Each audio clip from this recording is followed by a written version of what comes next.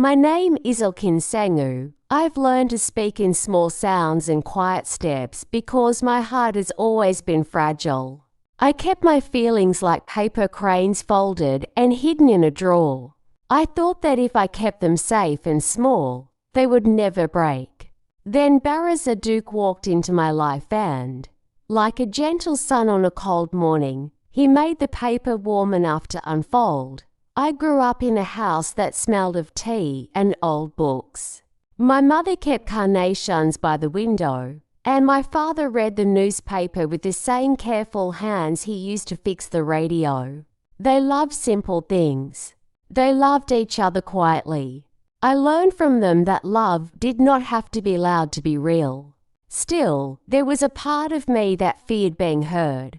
I feared that if I showed my true self, people would fold me back into silence. When I was a girl, I liked to watch the sea. The shoreline was a place where everything felt honest. The waves did not pretend. They came, they touched the land, and they left without apology. I imagined my feelings as waves, small at first and then larger. I told myself I would not let the waves take me. I would step back and let them pass. I did not know how to ask for help. I did not know how to let someone else hold the shore for me. I met Barış on an autumn afternoon. The light was soft and the city smelled like rain. I was on my way to a small cafe that used to play old songs. I loved that cafe because it kept time differently.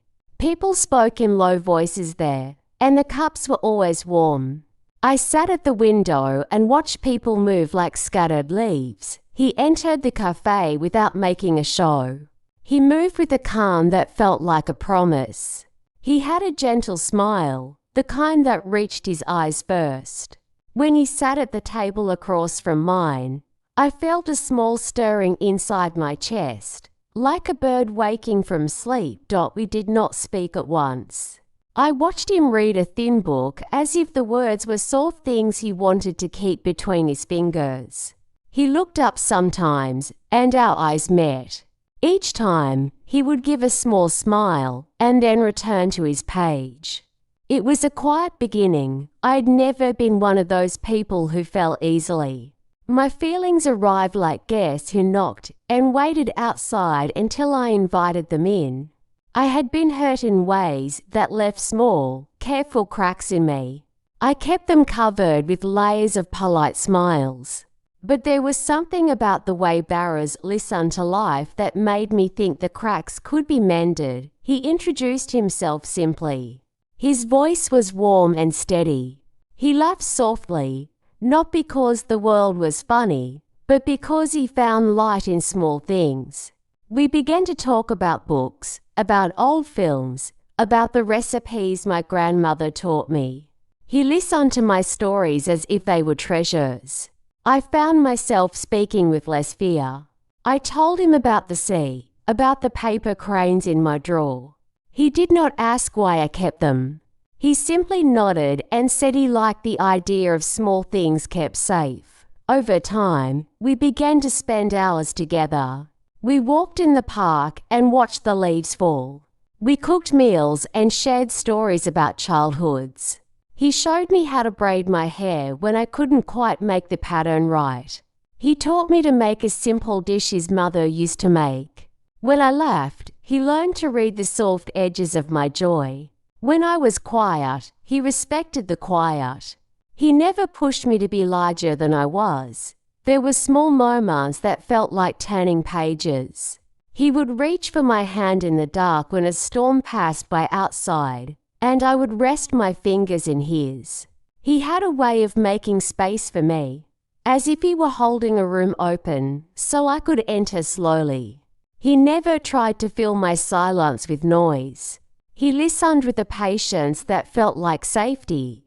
Yet even as warmth grew between us, I carried old fears.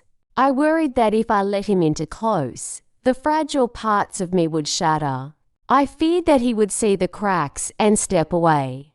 Love had always felt risky to me. It whispered of surrender. But Barış moved as if surrender was not a loss, but an offering. He offered small kindnesses every day. He would warm my hands with his palms. He would leave a note on my mirror with a single line, "You are made of light." The words were simple and steady. They felt like bandages for invisible wounds. One winter night, the city was quiet under the weight of snow. I had been carrying a sadness that I could not name. It sat heavy in my chest like wet cloth. I tried to hide it behind a smile when he arrived, but he could tell. He did not ask pointed questions. He wrapped me in a blanket and made tea. He told me a story about a gardener who planted seeds under the moon. It was a strange, small story, but it held room for hope. I remember the moment he touched my face. It was a gentle press of thumb, and the world narrowed to one small point. He looked at me with a softness that made me believe I had a future. He said, "You do not have to be brave for me. Be gentle with yourself." The simplicity of the words moved me more than any grand speech could have. I began to understand that his love was not a force that demanded change. It was a steady presence that helped me breathe.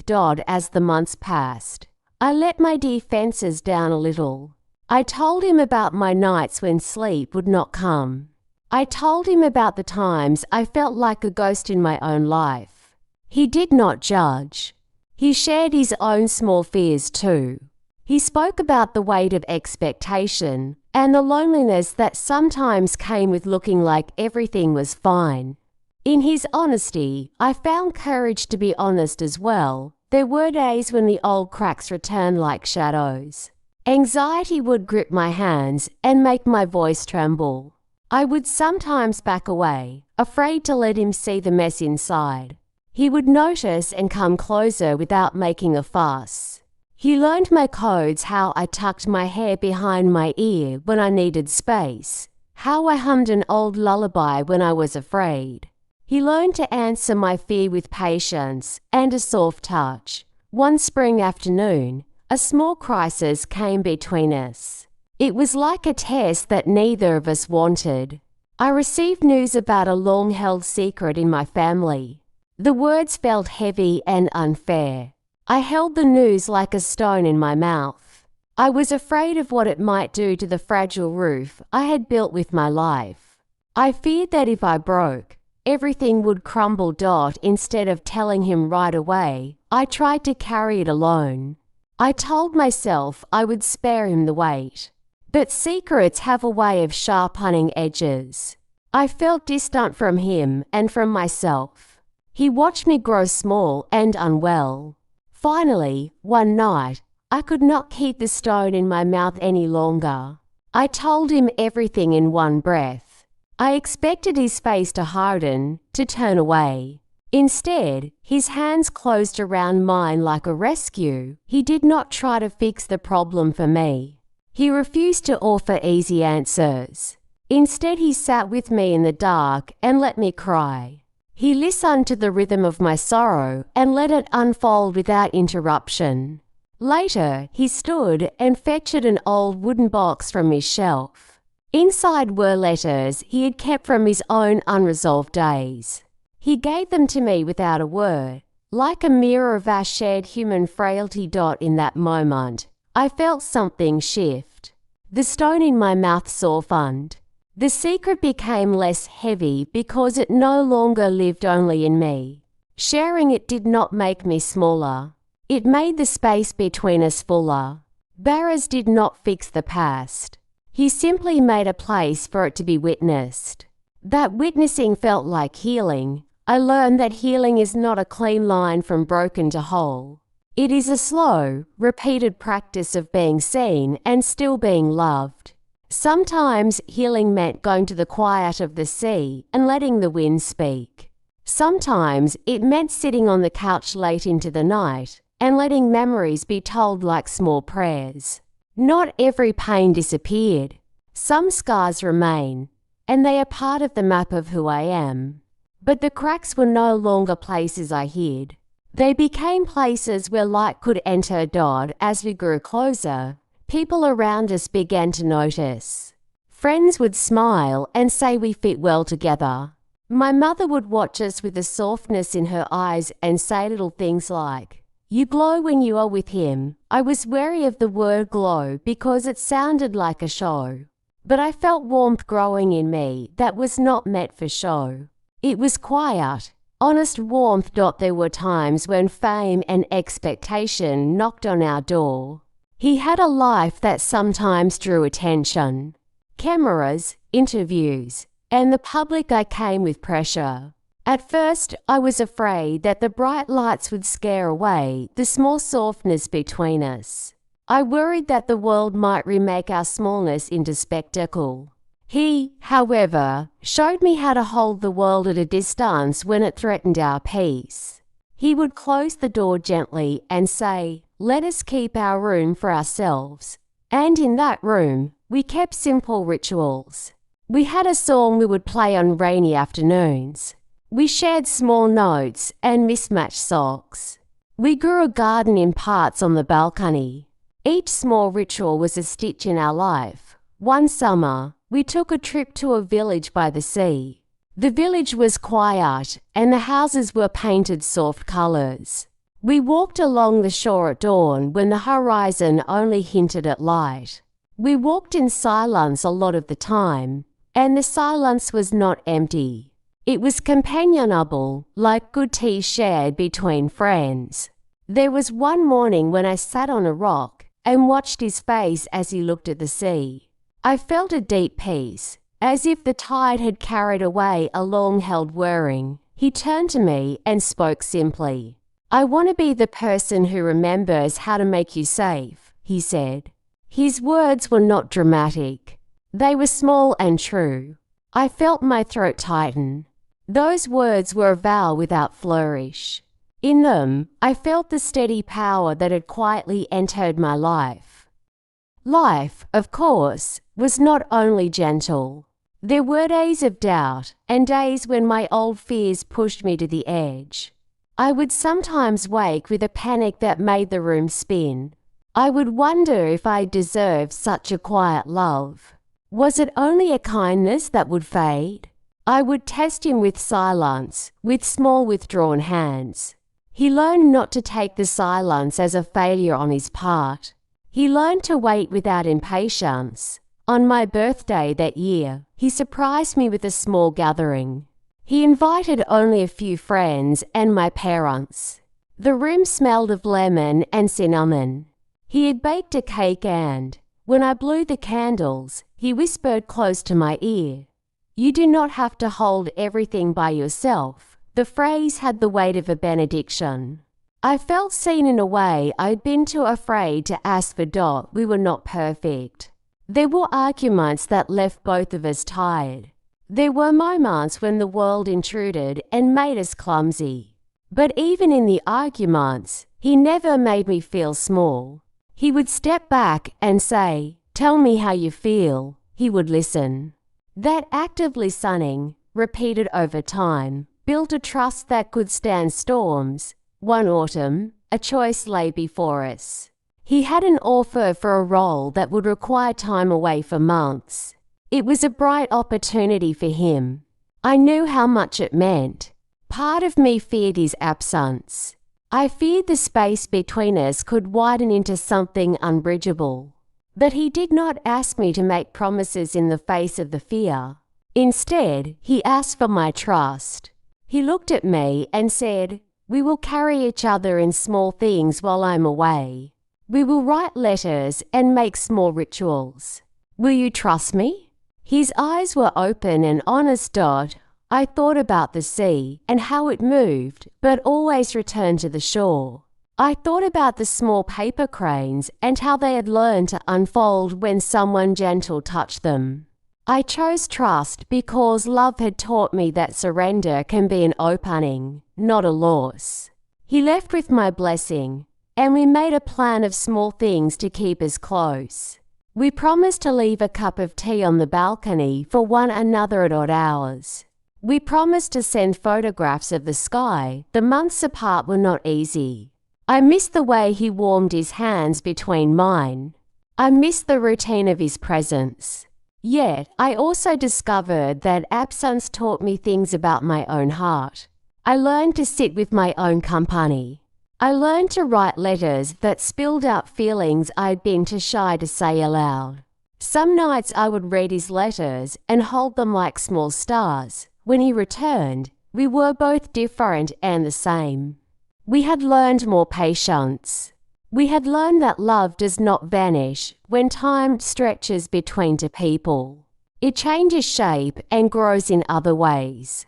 We reunited quietly, with a cup of tea on the balcony and a clumsy, happy life that came from both of us. There came a day when I realized I no longer feared being seen. I had been healed, not because the cracks had disappeared, but because someone had learned to love me with the cracks included. I could show him my worst and my softest, and he did not retreat. His love had taught me how to be steady with my own heart. One evening, many years later, we sat on the same bench where we had first met. The city around us had grown and changed, but the bench had the same warm paint. We were older, perhaps a little slow. The tea in our hands steamed like small clouds. He reached for my hand as the sun dropped behind the buildings. I felt the familiar comfort of his touch. He said nothing for a long while. Then he turned and said, "Remember when we were afraid of everything? Look how simple things have become." I smiled and thought of the paper cranes, the secret, the stone in my mouth, the letters from his own past. I thought of the small rituals that had become anchors. I thought of how he had taught me to ask for help.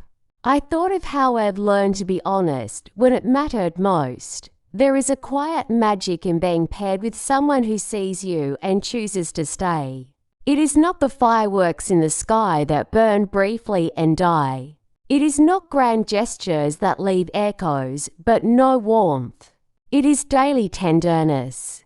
It is the small saving acts that happen when someone notices you have grown fragile and refuses to let you fall.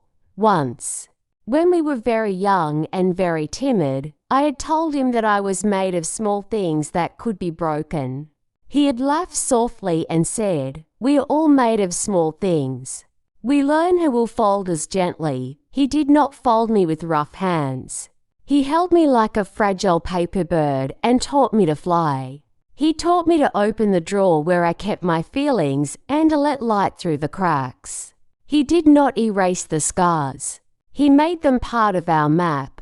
He learned my codes and answered my fears with patience. He brought the kind of healing that grows slowly, a careful mending that becomes stronger than the original fabric. Now, when I look back, I see the thread line of our life. It is a simple thread, not flashy. It runs through quiet mornings, dishes washed together, arguments resolved, and nights of listening. It runs through the time he sat with me when I could not speak. It runs through the time I learned to ask for help. It runs through the small way I learned to trust. I've learned that hearts are not tools to be fixed at once. They are gardens that need tending. They need light, water, and hands that will not stamp on the soil. Barrows tended my garden with a steady patience that did not demand immediate blooms. Over the years, little flowers of hope and joy grew where once there had been only the hard ground of fear. If someone asks me now what love is, I might say it is the patience that steadies a trembling hand. It is the courage to stay when staying is easier than running. It is the soft voice that says you are allowed to be small and whole at the same time. It is learning to be seen and still being loved. There are days when the world presses in and I feel fragile again. I think that is not failure. It is the human condition. But now I know there is a presence that will not leave when the storm comes. I have a partner who will hold the umbrella while I find my shoes. He will not carry the rain away, but he will stand with me under it until we can find shelter together. The fragile places in me are not a shame. They are invitations. They ask for care and attention. They ask for the kind of love that listens and waits. That is what Barış offered me from the beginning, not a fix, but a company that made room for my brokenness and my small joys. My heart is still fragile in parts. It may always be, but it is a different sort of fragile now. It is the kind that knows how to ask for help, to speak its truth, to be honest about fears.